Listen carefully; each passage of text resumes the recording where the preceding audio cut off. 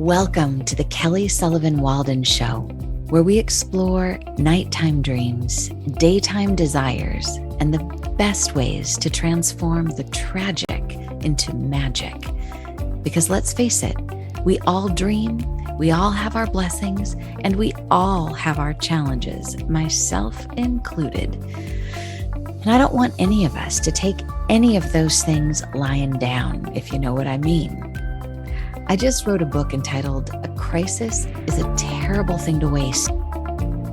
I'm excited to explore the topic with you, whether it relates to your waking or sleeping dreams, because we're dreaming all the time, people. So let's make it the best dream possible. I'm so glad you're here. Welcome.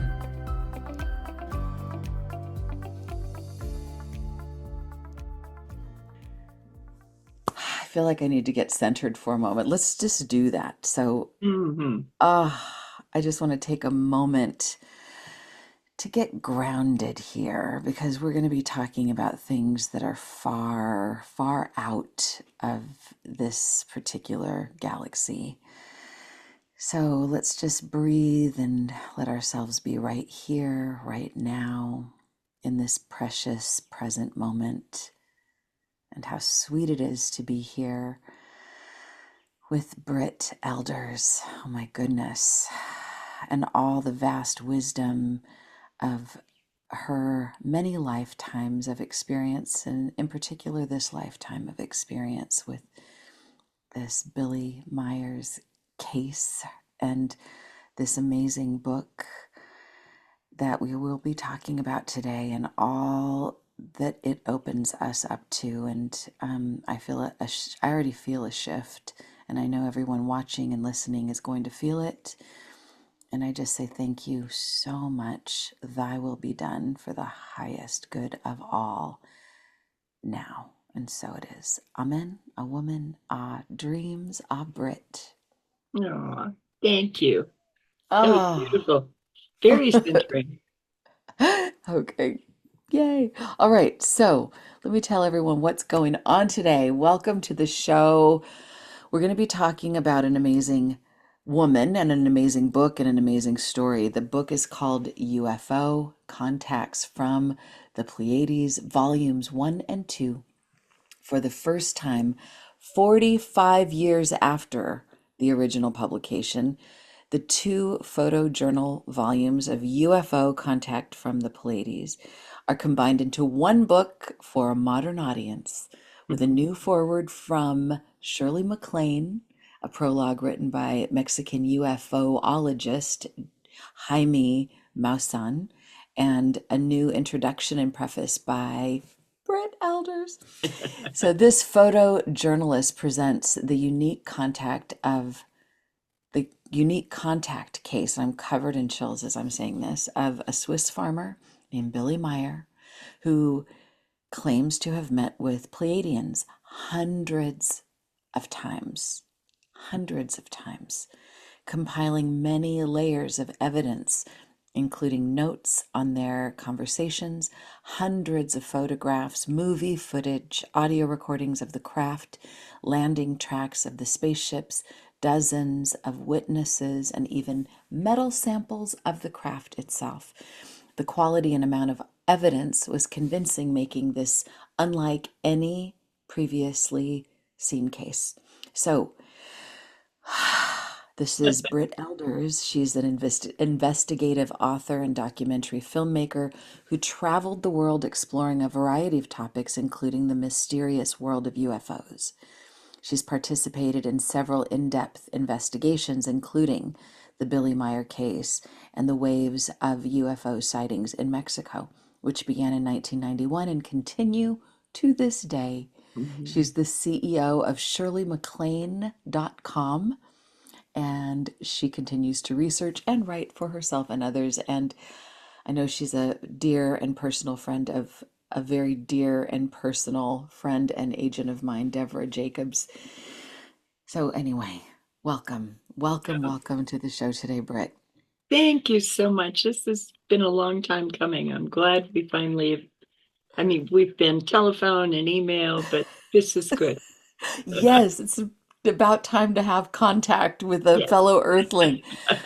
So, in reading your book, I just want to share this kind of personal experience. I feel elevated. I feel like this isn't just an intellectual book about it's very factual, very fact-based, and it's very journalistic. But for everybody who is picking, when you pick up a book or you watch a podcast or listen to a podcast, what I think you're really wanting, if you're like me, is to be moved and Mhm. to have your assemblage point, as Carlos Castaneda would have said, shifted in a higher place. And this conversation that this book kind of opened up for me within myself was like it felt like an enlightened place of not just 2.0 or 3.0, but like 5000.0. No, And it's great. kind of like to align with the mentality or the consciousness of the Pleiadians, which is they're similar enough to us, as you say, but about 30,000 times. Three How thousand far years advanced? advanced. Would 3,000 years. And they've right. they've developed a balance. And I think that's what people are really feeling into because they have a balance between their physical and their technology and their spiritual side as well. And so there's a harmony there that we're working towards, but we haven't achieved yet. In the past, when I've talked to people that really study the whales and dolphins, I've heard that if we just studied them, and we might become a little bit more like them, and then we would naturally evolve. And I thought, well, then it's the same with the Pleiadians. Yeah. Like by Pretty just true. thinking, like if we want an enlightenment tool, yes, we can meditate, yes, we can do yoga, yes, we can, explore our dreams, which is what I advocate. But Right. I think if we really want to accelerate this, we would just like be in the conversation of how do they be and what do they say. So did you experience this? Is that part of Yeah. what the intrigue That's a was for big you? part of it actually, because it the book itself is not just the thump on it evidence, which there is a tremendous amount of. It's about what the Pleiadians told Billy and the Yeah, messages that he gave basically to the world via them. And the primary being we're not the only thinking beings in the universe. That's a huge step for a lot of people, but right. it's a step we have to master, especially moving forward as we are looking at the frontiers of space being our future home. And I mean, we're Right. moving to Mars, we're planning all these things, we're going to go further and further into the universe. We have to realize we can't take our garbage with us as we go out there.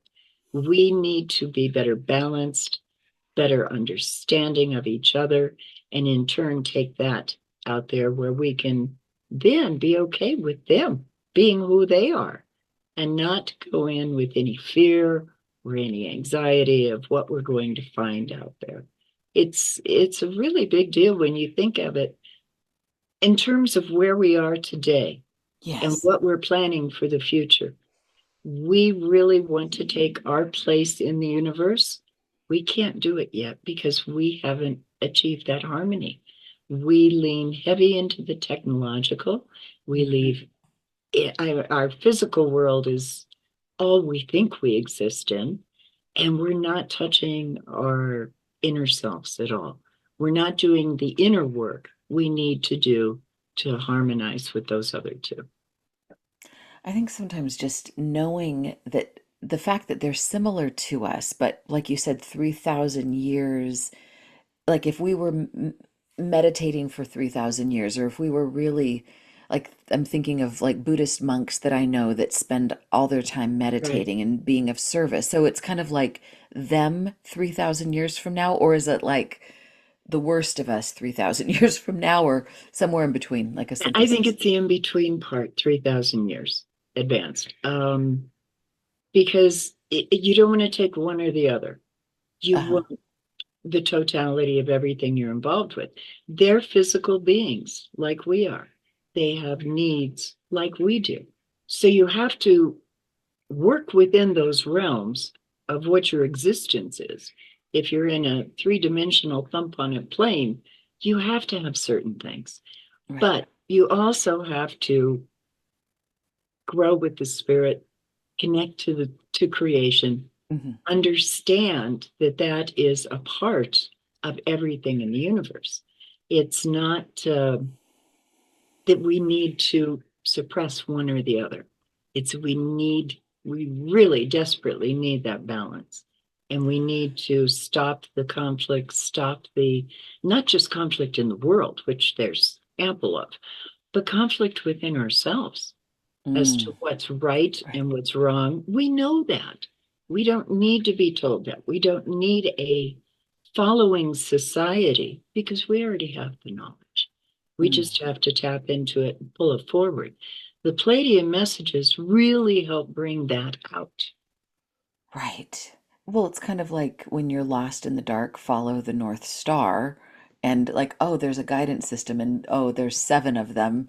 Yeah. So, one of the things I love about you and your voice and the way you wrap this book around is you're very grounded, and you are very accessible, and especially the fact that you didn't start your journey as a believer, you started Yeah. it as a journalist. So take us back a little bit to who you were before you met Billy Meier, and you and your husband, Mhm. and bring us back to Well, that version of you. okay. Billy's first contacts with the Pleiadians began in 1975. We heard about the case in 1976 through a friend of ours, a lieutenant colonel with the U.S. Air Force. He was retired, had been fascinated for years with UFOs all around the world, and that was based on his military experience and things he'd seen there. Lee and I, my husband and I, had a company called Intercept. It was an electronic countermeasure company designed to keep people from being bugged and wiretapped and eavesdropped on. Wow. And our clients basically were Fortune 500s and financial institutions all over the world. We didn't want to throw a reputation we'd worked very hard to get into a UFO case, which back in the 70s was not a topic that people discussed openly. Hmm. So we passed on it when Wendell Stevens brought it to us.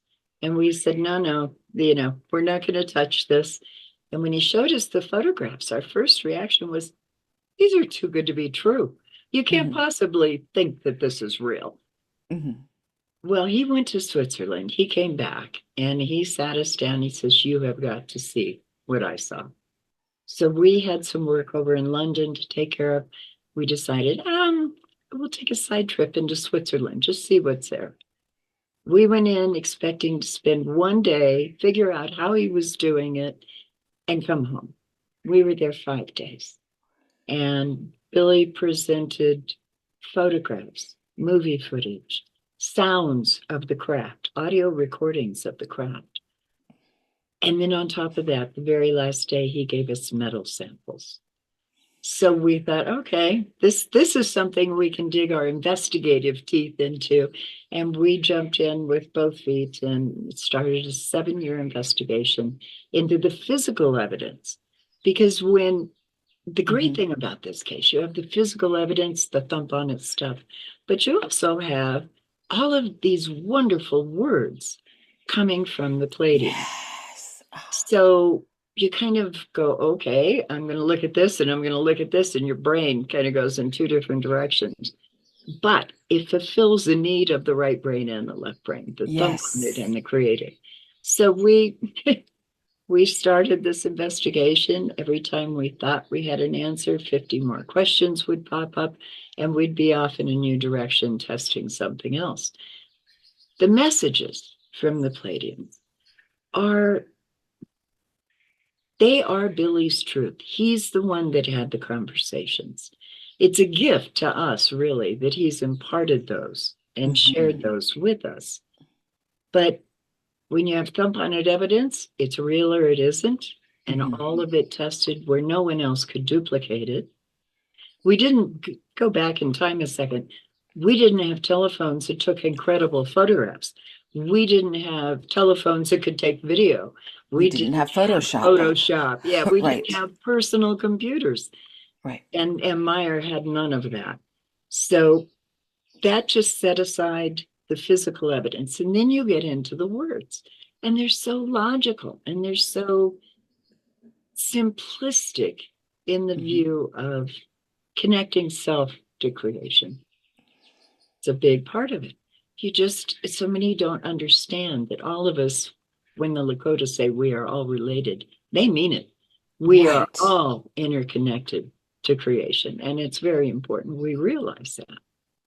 I love the quotes that you have throughout, and I had this thought that if we took off, and how do you pronounce the name? Is it Semyasi? Simyasa. Semyasa.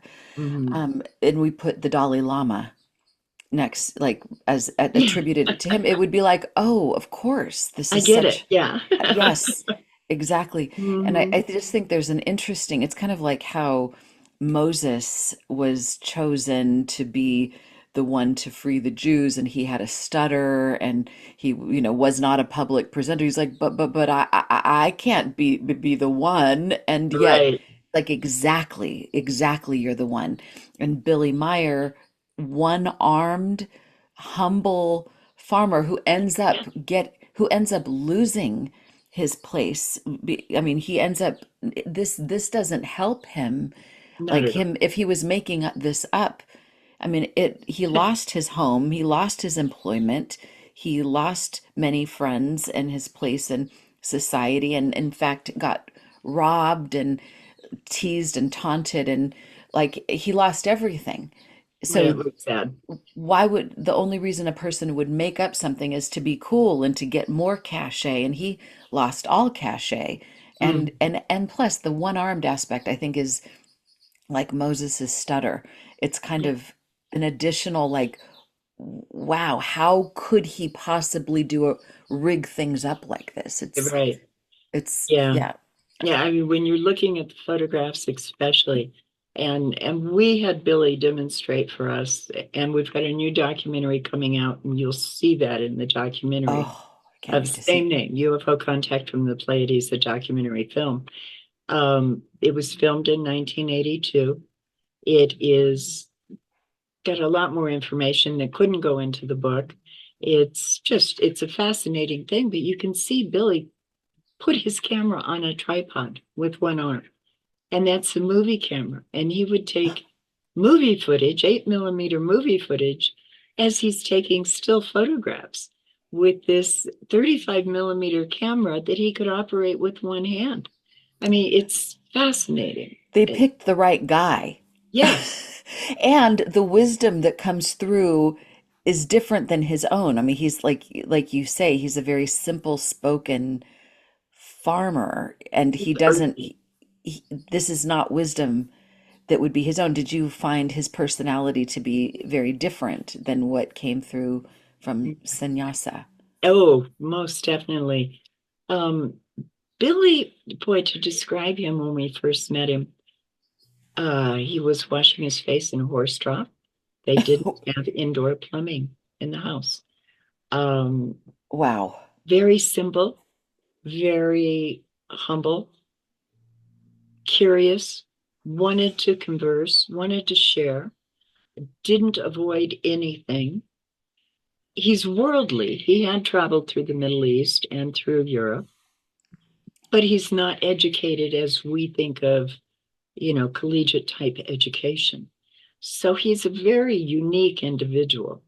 He's smart when it comes to how to take care of things and get things done, especially around the farm. And we saw his world literally turned upside down because so many people, when the case broke in Switzerland, they came from all over Europe and they would come in and demand time and demand their questions be answered. There wasn't a situation of any kind of give and take. It was, okay, Billy, give, give, give. And it got to him after a while. Some of the times he'd say, I just want to break the contacts. I don't want any more of this. Right. Yeah, because it was really rough. He has had assassination attempts. Mm. He has had many of those.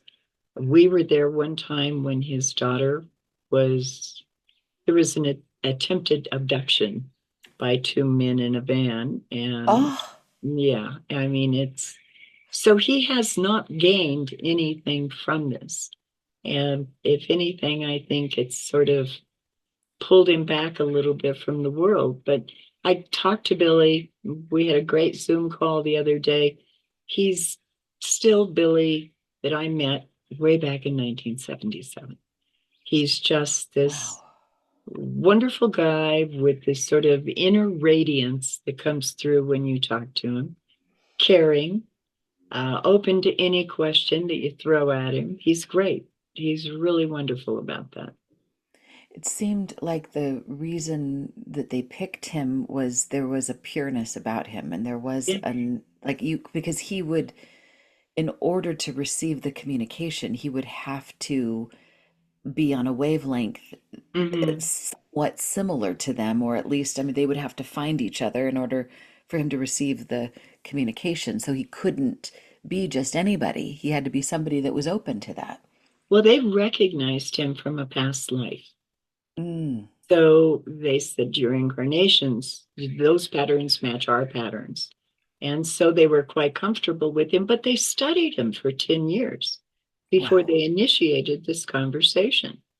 And just to make certain that they weren't, going to choose someone who would not be willing to work with them and to really help bring a message to our planet and with evidence that we have to really realize we're not the only thinking beings out there. So this is where my brain goes. I mean, this is scrambly. It's scrambly because there's like so many versions of Kelly right now. Yeah. There's like the me that's like, of course, none of this should be a shock. This Okay. all makes so much sense. What's the big deal? Why is it even a thing? And then there's this other part of me. I remember the very first time I ever heard of Pleiadians, it was like in the early 90s, Uh-huh. and I was reading Dawn of the Pleiadians, or I don't know. It was some book that Mhm. talked about him, and I remember I had a mini panic attack while I was reading it because I felt so unstable in Mm. everything that I was oriented in. Mhm. And I remember I turned on, I put in my Madonna CD and I was like, I just need to listen to Madonna. I just needed to do something to like drop me back down. Holiday.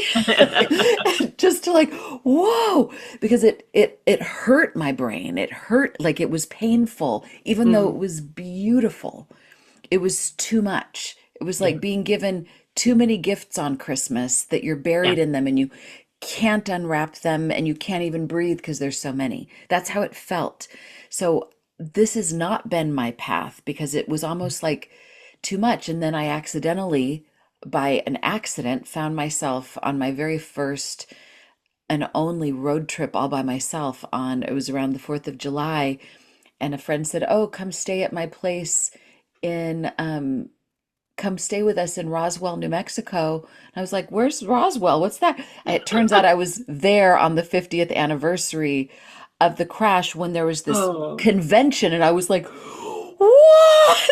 And I went in there feeling like, one of the people that had their arms crossed and kind of, what the hell? Come on, people. And Uh-huh. I walked out of that completely blown, and having heard government officials and seen video footage of Jimmy Carter and was Mhm. who were the other, Harry S. Truman? There were Oh, other, there have been so many. Ronald Reagan. Yeah. I yeah, mean, there's many, many presidents that have had comments on this. yes, and very very credible people that are not considered woo-woo at all, that Right. had personal contact or were one step removed, and it was just a like, this is real.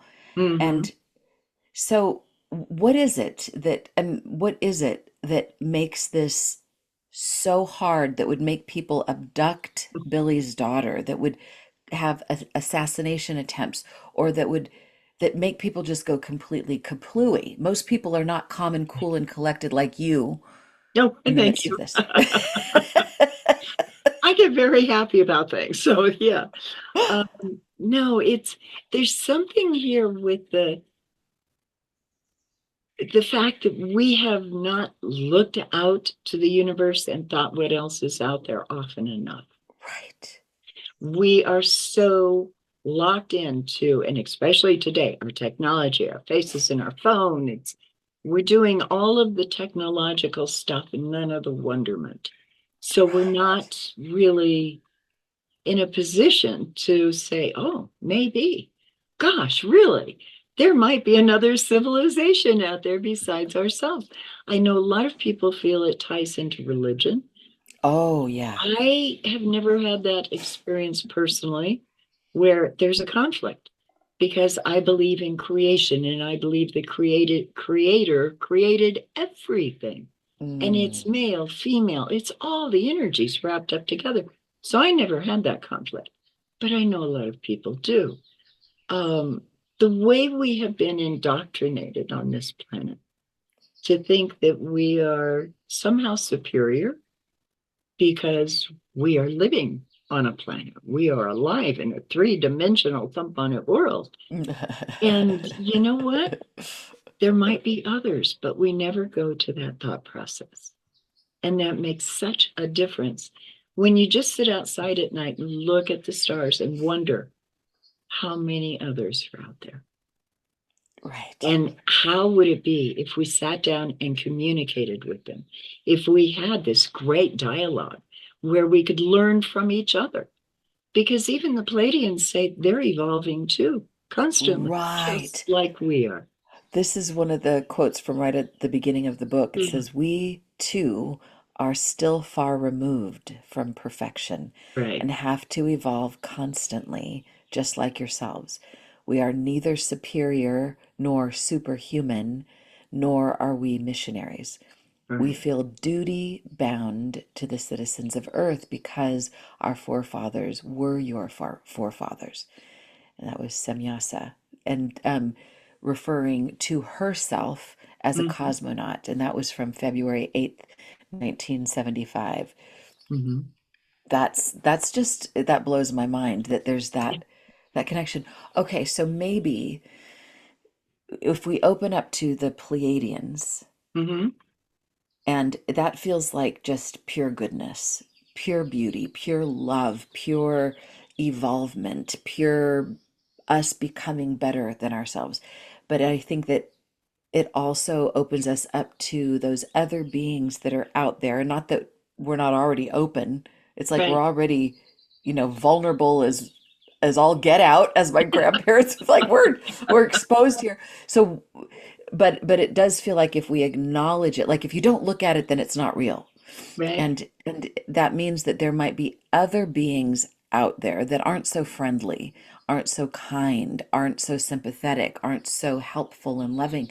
So what do you know, or where do you put that? How do you I deal with look at that? it this way. On this planet, we have those type of beings.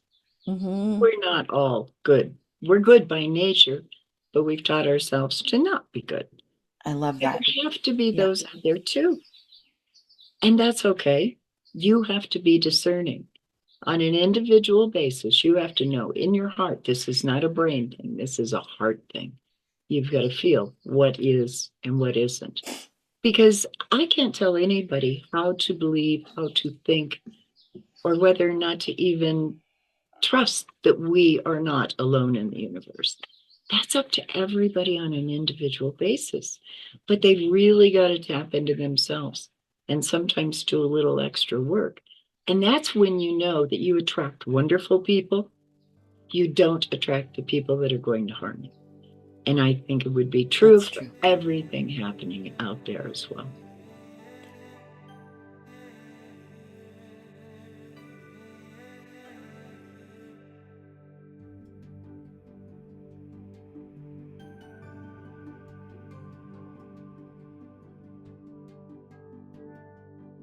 psychically, there's a lot of things that are like frightening.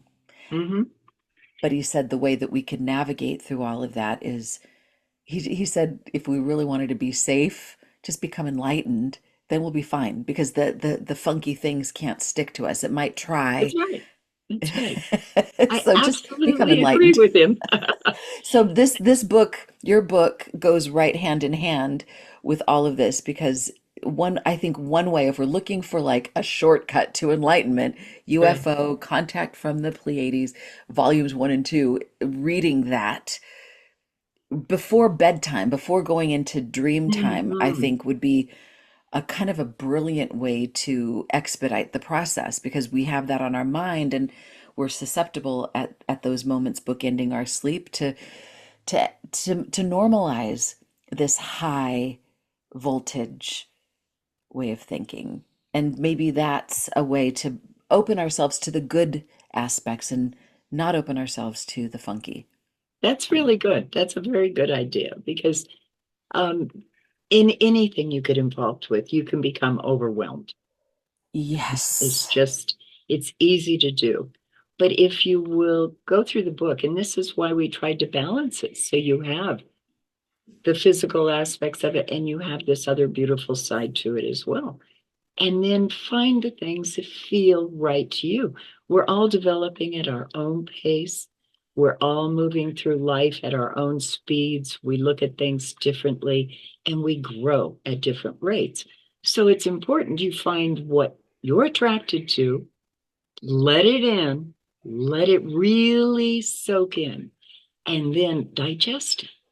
And then go a little further and maybe a little further. And it just brings up so much within yourself, and you're giving yourself an education in ways like you talk about through dreams that many people don't even realize how valuable those are and how you can move into your own personal space Yeah. through dreams.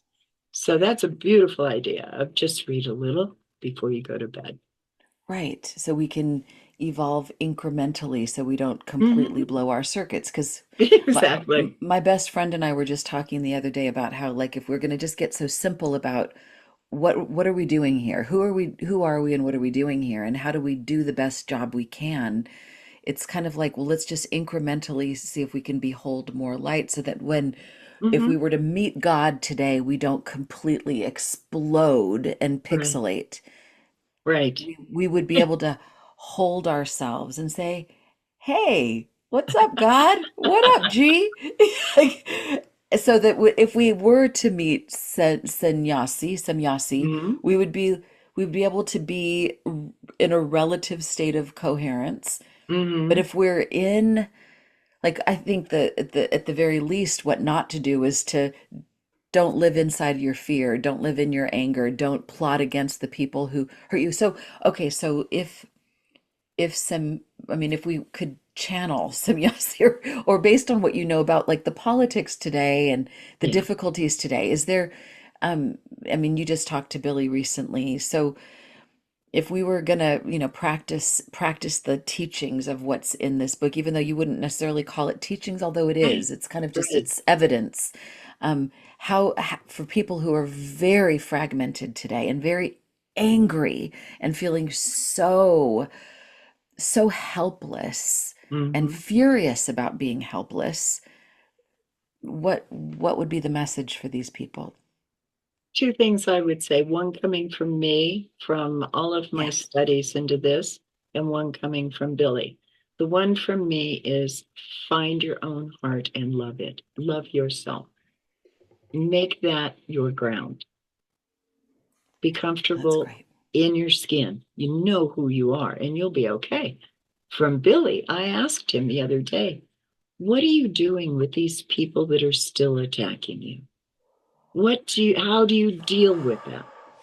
Because quite frankly, coming out, doing what you do, doing what I do, people will attack you. Yeah, All right, that's part of it. Billy had right. the best answer though. He says, I just focus and send them love. I Oh, do not take it personally. I just send them love. Now, we don't think of that as being a retribution type of a reaction to someone that's attacking you, but it's a beautiful retribution. It gives Oh, a whole new twist to that word.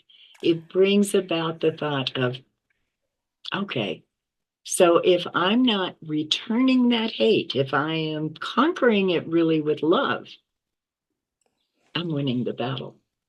absolutely. Oh gosh, there's a Byron Katie quote: when they attack you and you realize you're loving them with your whole heart, your work is done. Yeah.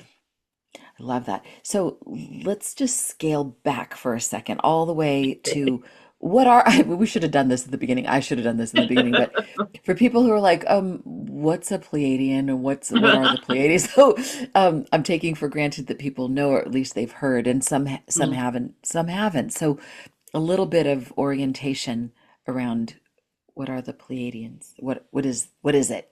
Okay, the Pleiades is a star system that's about 4,500 light years from Earth.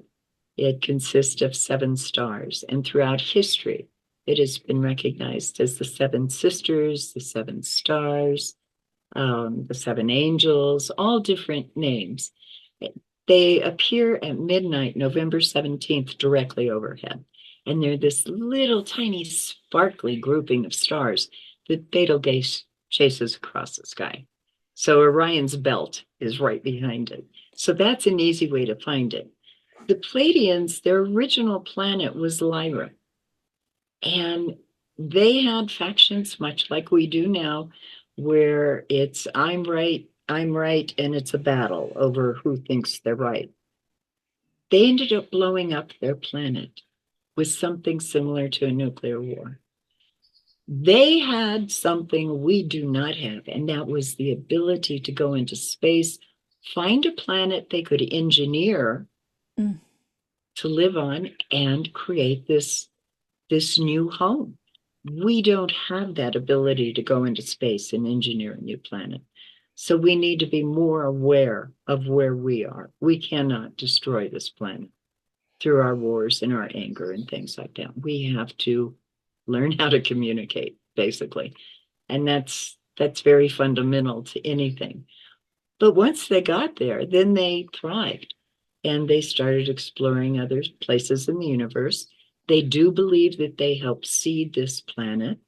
In other words, our forefathers were your forefathers, the quote from Samyasa. I love that. They were all here eons ago, seeding this planet with life, as were others, not just the Pleiadians. So that in itself just sort of gives them a link. They sort of look at us as their little brothers and sisters. They want to watch what we're doing. They don't want to interfere. They say we have to grow at our own path. When we create a problem, we have to learn how to correct it. It's our responsibility to be resourceful enough to overcome that problem we created. So that's one of the things that's very, very key to them.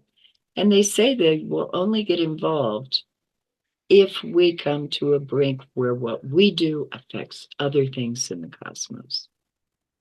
So if we were to create a massive nuclear war, which would destroy this planet, it would have a ripple effect through the universe.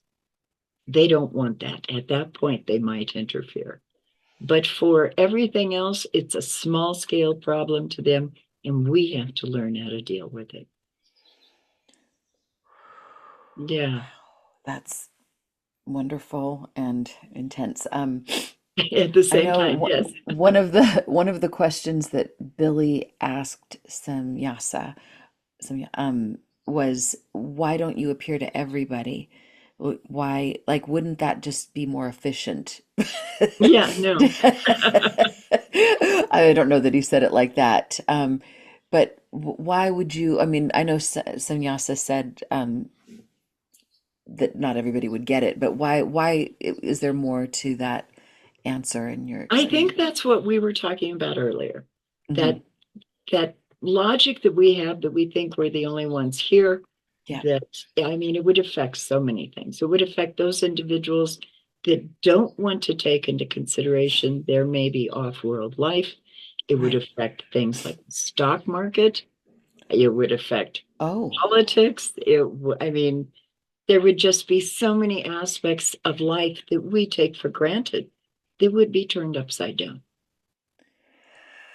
yeah, that makes sense. I remember after that that event I was at in Roswell. Uh-huh.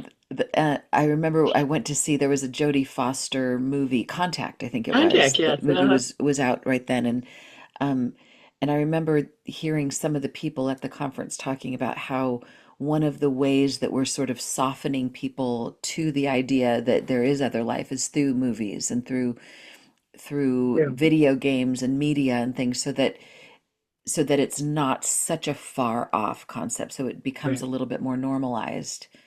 Um, That's happening right now, not just with movies, but our government is taking the beginning steps on releasing this information. When they release it's called the Tic Tac video. It was taken by Navy pilots of an object that they can't explain, traveling faster than we can, doing movements in the skies that we can't do.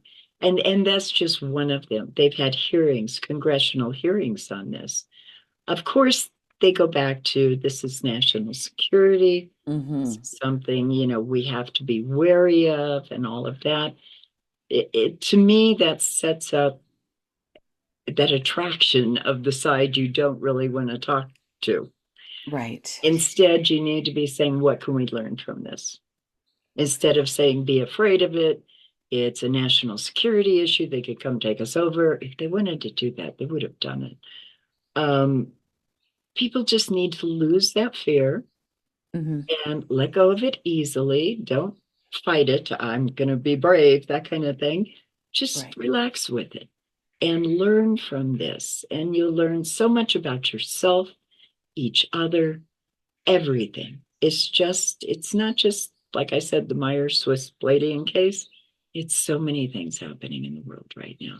And people Mm, can garner so much information just from right. opening up to it and being curious. Right. Well, I think your kind of the portal that you open to people via your book is a grounded, incredible way. I think there's Oh, one of the reasons why people are cynical is I think there are a lot of people that do create hoaxes. I mean, you're a journalist, so you went there to, in some way, Billy Meier was guilty before proven innocent in your mind. I guess he sort of had to be yeah, because you had to go in with a certain skepticism, right. cynicism, and but there's so we need to be open-minded, but not to every single thing that's out there around this stuff because some people just want to feel important maybe and try to latch on to something that may not be so true.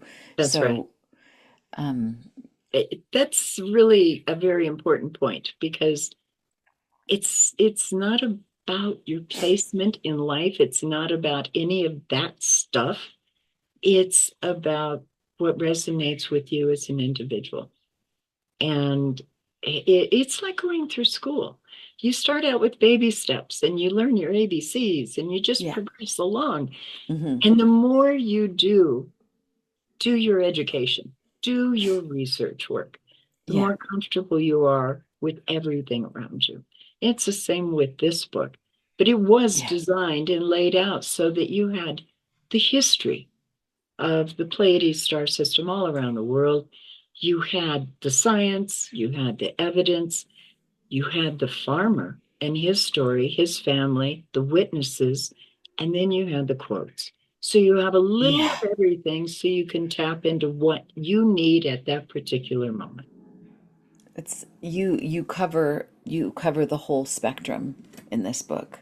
Um, so I met a woman once that said that she was a Pleiadian, and Mhm. she and so are there walk-ins? Are there people that do? I mean, are there you? I mean, are there people that are on this planet that carry that energy that are walking among us?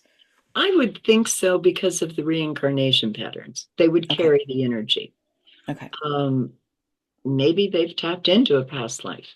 on the Mhm. Pleiades or some other system, and that's wonderful. The Pleiadians say that they do, and they can be with us for a little while on the planet, walking among us, but, and this is an important thing, we have what they call auric stench. Oh, yes. And that's Or all of this stench. negative All of vibrational us? crap. All of Yeah, us? Oh, everyone does. sorry. We're all raising it slowly, but we're Uh, raising it and we're trying to learn. And some are worse than others.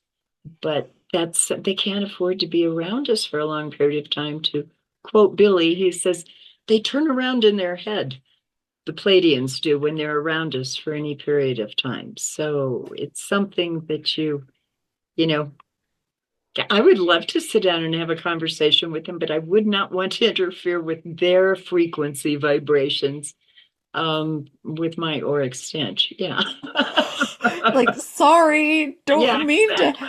don't mean to have an auric stench. Right. Uh, okay, so do you, I mean, with all the time that you've spent, so now it's been since the 70s, so it's Yeah. been a Long time. lifetime, a very long time.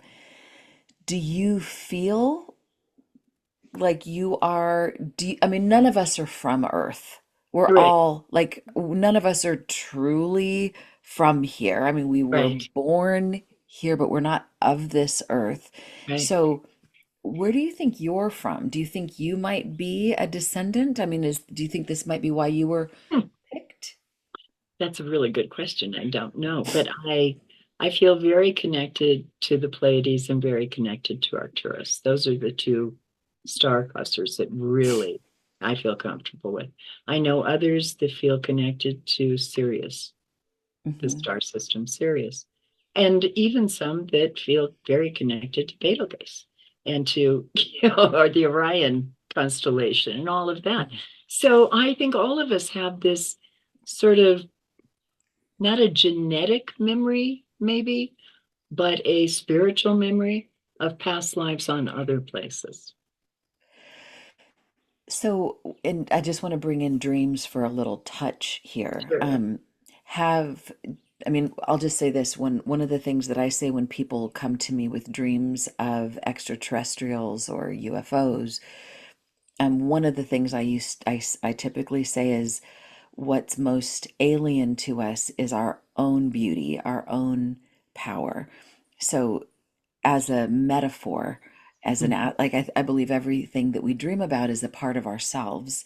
Uh-huh. So we couldn't even bring it into our field, even in a dream, if it wasn't in some way, shape, or form a part of ourselves. Right. So how do you feel about that if you were going to, look I at it from a dream perspective? I love it. Before we went to Switzerland the first time, I had a series of 7 dreams over a What? period of 7 nights. They were snippets. There was nothing, it wasn't this massive scale dream and all that. I saw the farm. I saw the apple trees at the farm. I saw the rabbits at the farm. I saw the dog. Billy had this beautiful, beautiful Doberman named Hannibal. And I saw Hannibal. him. I saw the layout of how you drive down the hill. I knew it all before we got there.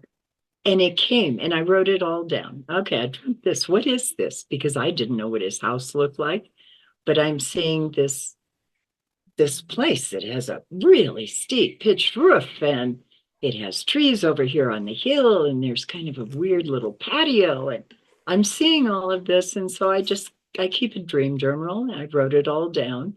And when I got there, I went, wow, okay, so I needed to know this and be comfortable with it before I got here.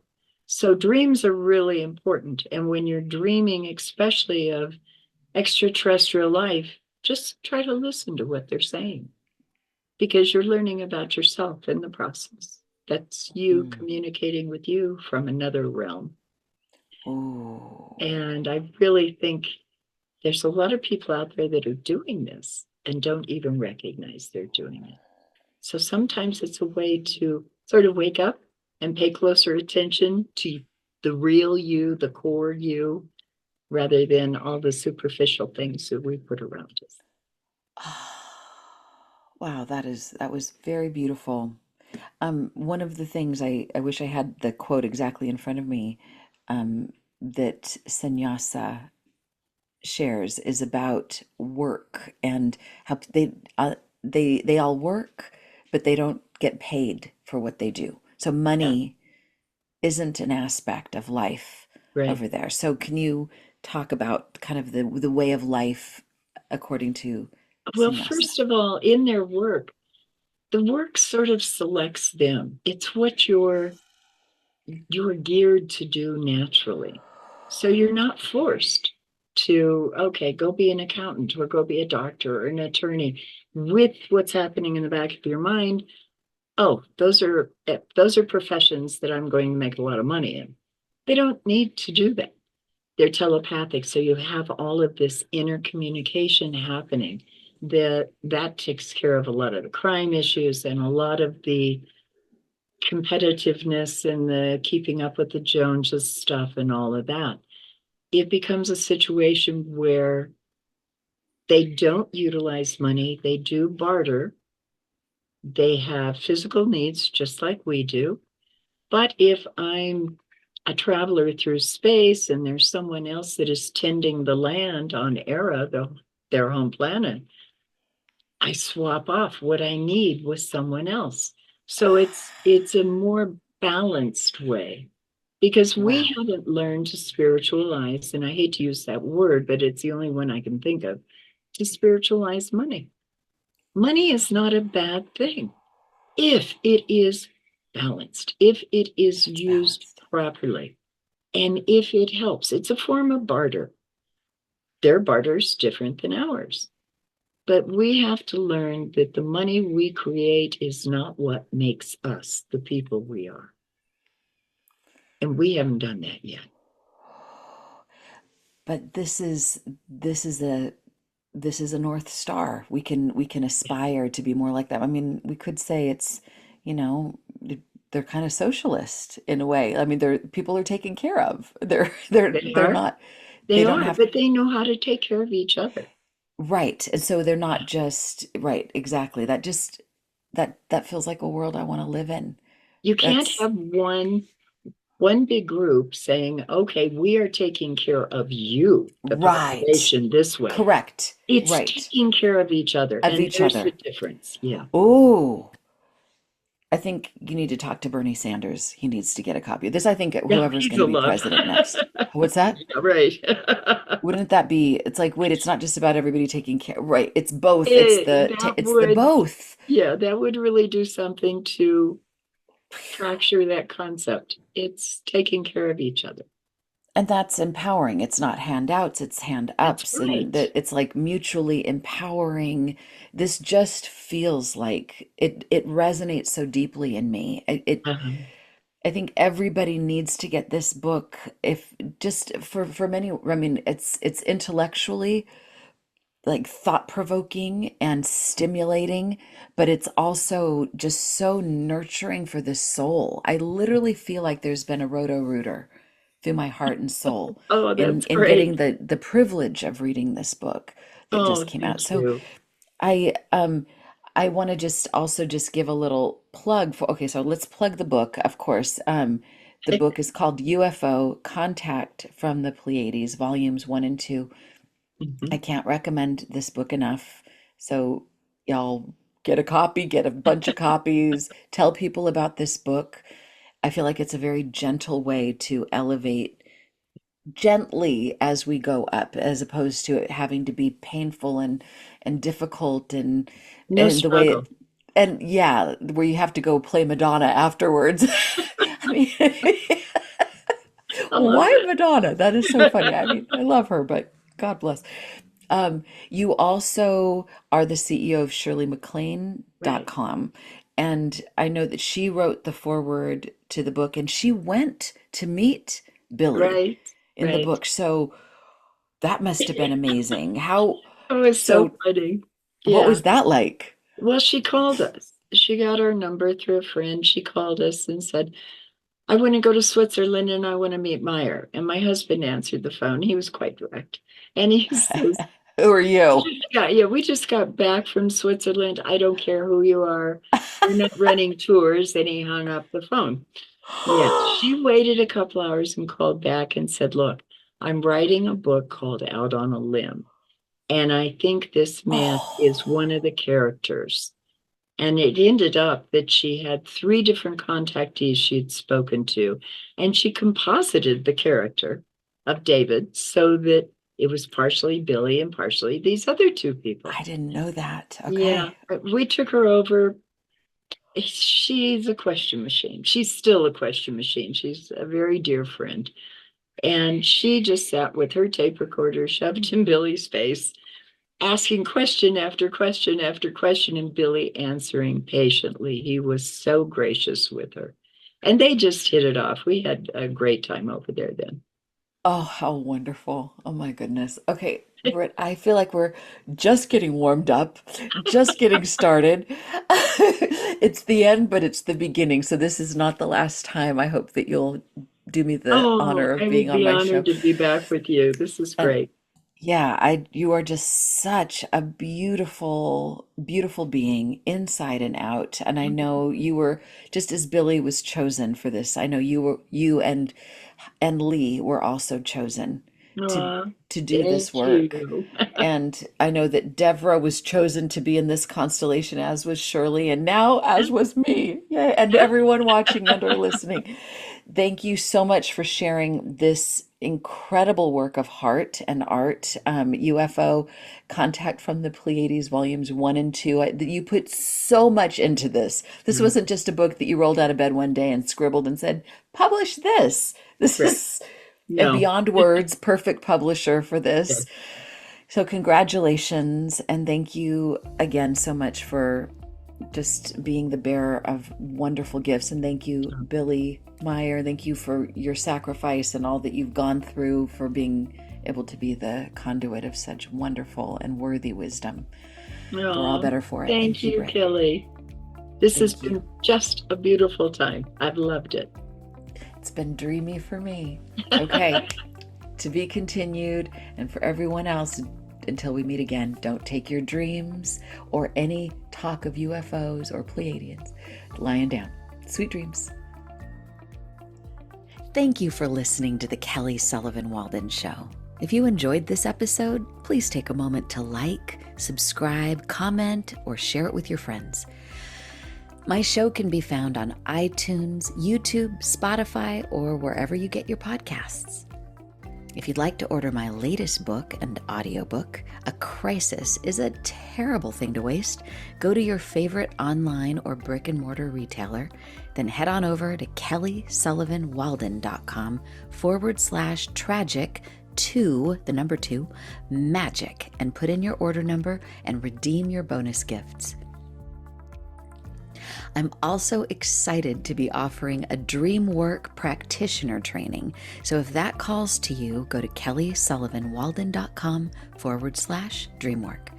If you'd like to join me for the live recordings of these shows, most Wednesdays at noon Pacific, you can find me live on TikTok, YouTube, or Facebook at either Kelly S. Walden or Kelly Sullivan Walden Dreams. If you want to learn the secret to allowing your nighttime dreams to manifest your daytime desires, check out my new Dreamifesting Live workshop. Or if you've always dreamed of being an author but you just can't seem to write that book, join me for the Authors Showcase and check out my new podcast with Joey Sutton, Anatomy of Friendship. Everything can be found on kellysullivanwalden.com. Until next time, don't take your dreams lying down, and may your wildest and most wonderful dreams all come true.